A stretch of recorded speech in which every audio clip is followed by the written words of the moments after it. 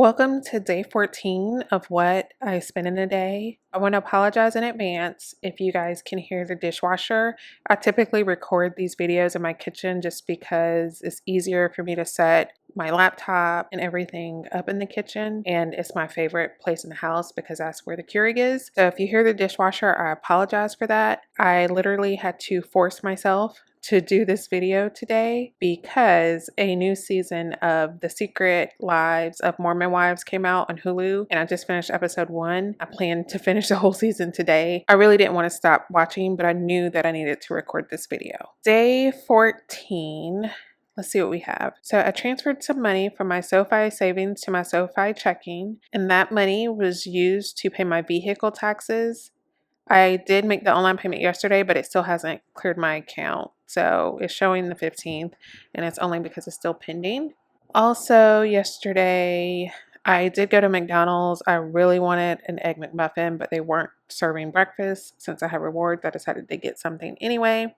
Also, we have my Apple Cash back. Normally, it's not this large of a deposit, but this is the cash back from paying for my State Farm insurance for 6 months. Then we have a benefit payment. So I mentioned a few days ago that I was going to submit my Amazon receipt to my FSA to get reimbursed. They approved that for reimbursement. That's the other half of the SoFi transaction. Last but not least, we do have a check I received.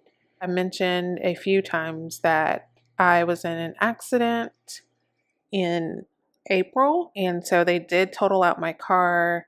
They paid it off with the lien holder, and then they sent me the balance. I just created a brand new category called car replacement fund because I didn't want this money to count as income, and I intend to use this to replace my car. Total transactions net to a positive $12,058.18. And that's because of that insurance check, which also inflated my working balance. But if I look at actual spending for the 14th is $647.65.